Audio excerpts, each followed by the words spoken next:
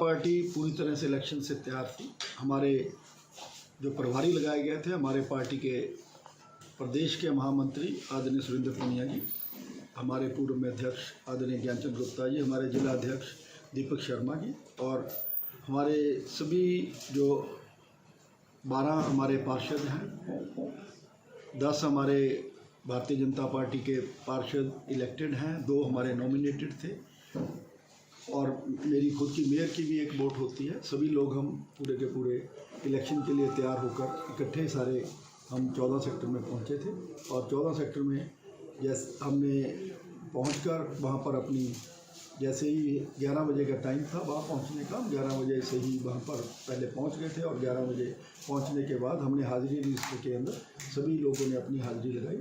उसके बाद जो हमारे प्रिजाइडिंग ऑफिसर थे और हमारे जो एससी साहबान थे, उन्होंने बताया गया कि जो हमारे आज के आरओ थे मैम हमारी सिमरजीत कौर, वो अचानक बीमार हैं और सेक्टर 6 में वो एडमिट हैं, जिसके कारण उन्होंने जो लेटर मुझे दिया उसमें यही बताया गया कि वो बीमार हैं, जिसके कारण आज इलेक्शन पोस्टपोन करना पड़ा।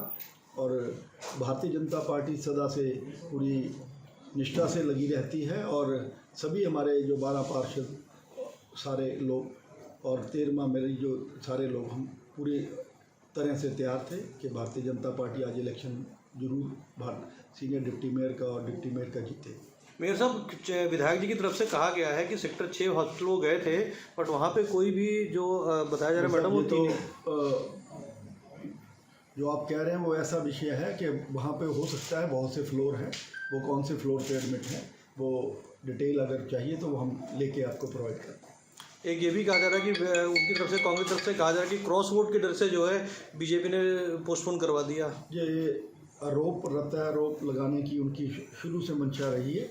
हमारे पास वैसे भी 3 वोट ज़्यादा थे, ऐसी कोई हमारी भारतीय जनता पार्टी की कोई भी सदा से पॉलिसी रही है। हर आदमी भारतीय जनता पार्टी का सच्चा सिपाही है और सदा भारतीय जनता पार्टी के साथ ही रहता है। सरकार फोन करना था, एक षड्यंत्र था कि यहाँ चुनाव भाई। अभी हम हॉस्पिटल जाके आए, जैसे हमें उन्होंने बताया अंदर कि मैडम 6 सेक्टर के हॉस्पिटल में एडमिट है। कंप्यूटर में कोई एंट्री नहीं है भैया, ना वो इमरजेंसी में थे। और हम ये मांग करते हैं कि हमें कि हमें हॉस्पिटल की फुटेज दिखाई जाए कि कितने बजे आए और क्या उनको प्रॉब्लम है। भाजपा भाग रही है कहीं ना कहीं चुनाव से। एक्चुअली आपने देखा ही भाग रहे, हम तो खड़े हैं अभी भी। एक आपने भी चिट्ठी भी दी है मेरे साथ, तो उसमें क्या चिट्ठी वो बताएंगे। ताकि आपको सभी को पता है कि हमारा उप महापौर और सीनियर उप महापौर का चुनाव था।